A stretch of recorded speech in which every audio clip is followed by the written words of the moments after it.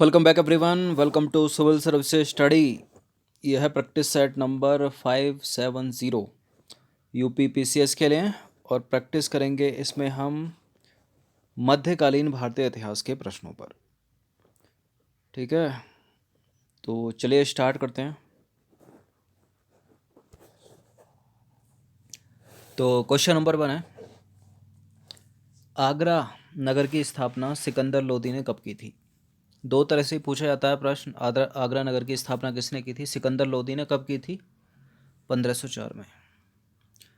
तो सिकंदर लोदी ने 1504 में राजस्थान के शासकों पर नियंत्रण के उद्देश्य से यमुना नदी के किनारे आगरा नामक नवीन नगर बसाया और इसको जो है अपनी राजधानी बनाया।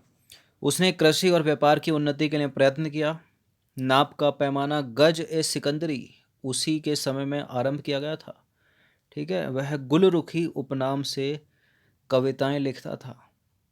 अलग से पूछा जा सकता है प्रश्न, गुलरुखी उपनाम से कौन कविताएं लिखता था? सिकंदर लोदी। निम्नलिखित वंश हैं, इनको कालानुक्रम में सजाना है जिस क्रम में इन्होंने दिल्ली पर शासन किया। हम कई बार चर्चा कर चुके हैं क्योंकि इंपॉर्टेंट है। खिलजी, लोदी, सैयद, गुलाम। बताइए, सबसे पहले तो गुलाम ही आएगा, गुलाम के बाद खिलजी आएगा। अब देखो ऑप्शन नीचे 4 1 है, एलिमिनेट कर दो, आंसर कर दो। ठीक है, 4 1 3 2, गुलाम, खिलजी, सैयद और लोदी। तो गुलाम वंश या ममलूक शासक या मामलूक शासक, ठीक है, इनका जो शासनकाल है वो है 1206 से 1290।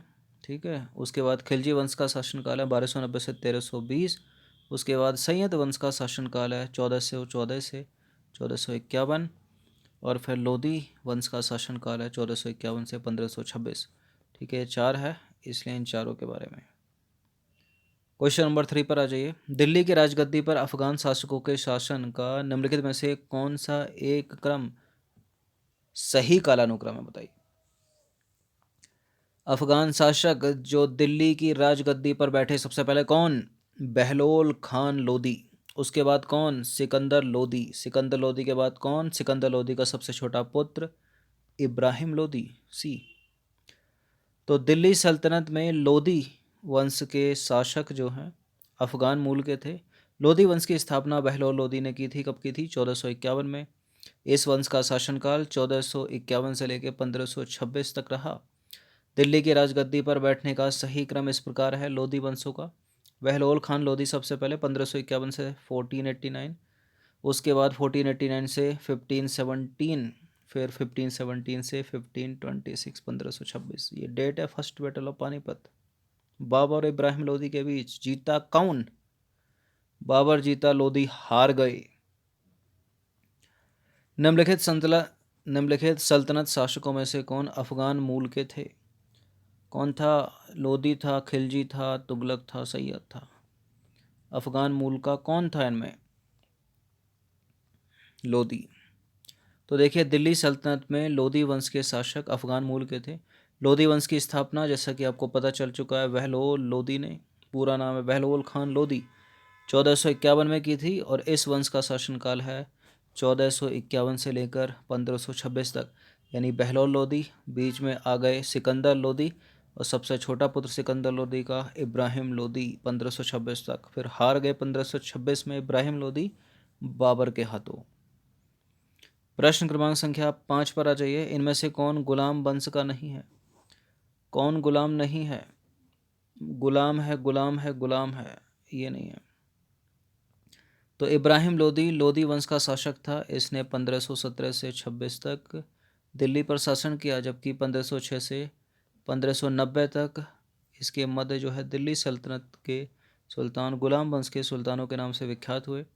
इस दौरान कुतुबुद्दीन ऐबक, ठीक है, यानी 1506 से 10, और इल्तुतमिश उसके बाद 1510 से 36, फिर बलवान 1206 से 10, फिर 1210 से 36, और फिर 1266 से 1287 जैसे महान शासकों ने शासन किया। एक प्रश्न पूछा जाता है, गुलामों का गुलाम किसे कहा जाता है? उसका उत्तर है इल्तुतमिश। क्वेश्चन नंबर 6 पर आ जाइए। निम्नलिखित सुल्तानों में से अन्न के ऊपर कर समाप्त करने के लिए जाना जाता है? किसने अनाज के ऊपर से कर समाप्त कर दिया था? कौन था वो? सिकंदर लोदी। ठीक है। तो सिकंदर लोदी ने जो है भूमि के मापन के लिए एक समान गज का प्रचलन किया, जो गज ए सिकंदरी के नाम से प्रसिद्ध हुआ। इस गज का प्रयोग कालांतर में शेरशाह तथा अकबर ने अपने शासनकाल में किया। सिकंदर लोदी ने अनाज से जकात अर्थात संपत्ति कर समाप्त कर दिया।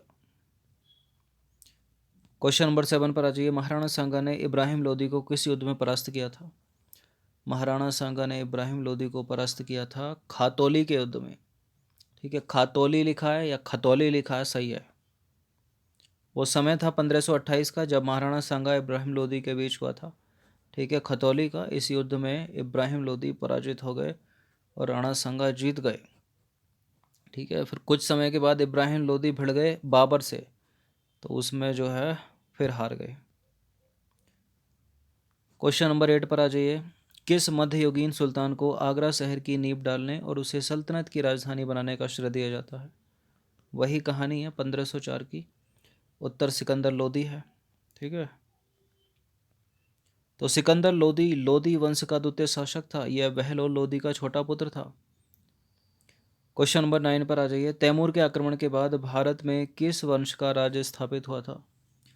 तैमूर के आक्रमण के बाद भारत में स्थापित हुआ था सैयद वंश। तो तैमूर के आक्रमण के बाद भारत में सैयद वंश का राज्य स्थापित हुआ। 1398 में तैमूर का भारत पर भयानक आक्रमण हुआ। अपनी जीवनी तुजु के तैमूरी में वह कुरान की इस आयत से ही प्रारंभ करता है। क्या है वो शब्द? ए पैगंबर, काफिरों और विश्वास ना लाने वालों से युद्ध करो और उन पर सख्ती बरतो। देखिए, सैयद वंश का आरंभ जो है तुगलक वंश के अंतिम शासक महमूद तुगलक की मृत्यु के पश्चात खिजर खान ने किया था। कब किया था? 1414 में। क्वेश्चन नंबर 10 पर आ जाइए। निम्न में से किसने गुलरुखी उपनाम से अपनी कविताएं लिखी थी? कौन लिखता था गुलरुखी उपनाम से अपनी कविताएं? ऊपर हम एक्सप्लेनेशन में चर्चा कर चुके हैं। वही लिखता था जिसने 1504 में बसाया था आगरा नगर और उसको सल्तनत की राजधानी बनाया था, सिकंदर लोदी। तो देखिए, लोदी वंश के सिकंदर लोदी ने भूमि की माप के लिए सिकंदरी गज के इस्तेमाल की शुरुआत की। उसने गुलरुखी के उपनाम से कविताएं भी लिखीं और सिकंदर लोदी ने 1504 में आगरा नगर की स्थापना की तथा उसे अपनी राजधानी बनाया। सैयद वंश का अंतिम शासक कौन था? सैयद वंश का अंतिम शासक था आलम शाह। आलम शाह, ऑप्शन नंबर बी। तो देखिए, बहलोल लोदी ने 1451 में लोदी राजवंश की स्थापना की। ठीक है, बहलोल लोदी के बाद सिकंदर लोदी, सिकंदर लोदी के बाद इब्राहिम लोदी।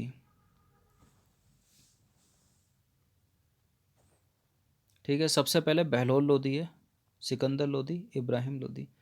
बहलोल लोदी ने 1451 में लोदी राजवंश की स्थापना की और 1489 में तक जो है दिल्ली सल्तनत पर शासन किया। सैयद वंश के अंतिम शासक आलम शाह ने बहलोल लोदी के पक्ष में दिल्ली सल्तनत के सिंहासन को स्वेच्छा से जो है त्याग दिया। क्वेश्चन नंबर 12 पर आ जाइए। बहलोल लोदी किस मूल का था? बहलोल लोदी अफगान था। ठीक है, सी। तो बहलोल लोदी अफगान मूल का था। वह एक पश्तून परिवार में पैदा हुआ था। बहलोल लोदी सैयद वंश के मोहम्मद शाह के शासनकाल के दौरान सरहिंद का राज्यपाल था, जो वर्तमान पंजाब के फतेहगढ़ साहिब में स्थित है। और बहलोल लोदी ने दिल्ली सल्तनत में बैठने के बाद बहलोल शाह गाजी की उपाधि धारण की थी। क्वेश्चन नंबर 13 पर आ जाइए। बहलोल लोदी के बाद लोदी वंश का शासक कौन बना? बहलोल लोदी के बाद आया सिकंदर लोदी। ठीक है, सिकंदर लोदी के बाद इब्राहिम लोदी। तो 1489 में बहलोल लोदी के मृत्यु के बाद सिकंदर लोदी ने दिल्ली सल्तनत का उत्तराधिकारी हो गया वो, और लोदी राजवंश का दूसरा शासक बना। ठीक है, उसके बचपन का नाम था निजाम खां, लेकिन सत्ता संभालने के बाद उसने अपना नाम जो है सुल्तान सिकंदर शाह रख दिया। जो बाद में सिकंदर लोदी के नाम से प्रसिद्ध हुआ। देखिए, उसने 1489 से लेकर 1517 तक दिल्ली सल्तनत पर शासन किया। क्वेश्चन नंबर 14 पर आ जाइए। खतौली की लड़ाई कब हुई थी? खतौली की लड़ाई जिसमें जीते थे महाराणा सांगा और हारा था इब्राहिम लोदी, 1518 में हुई थी। तो खतौली की लड़ाई 1518 में इब्राहिम लोदी और महाराणा सांगा के बीच हुई थी। इब्राहिम लोदी को सांगा के हाथों इस युद्ध में पराजित होना पड़ा और उसका जमींदार व चाचा आलम खान काबुल भाग गया और बाबर को भारत पर हमला करने का न्योता दिया। ठीक है, खतौली वर्तमान में मुजफ्फरनगर की एक तहसील है, यानी यूपी में है। क्वेश्चन नंबर 15 पर आ जाइए। दिल्ली सल्तनत का अंतिम सुल्तान कौन था? दिल्ली सल्तनत का अंतिम सुल्तान कौन था? इब्राहिम लोदी, खिज्र खां, सिकंदर लोदी या आजम खां? बताइए। इब्राहिम लोदी। ठीक है, जो हारा था 1526 में बाबर के हाथों।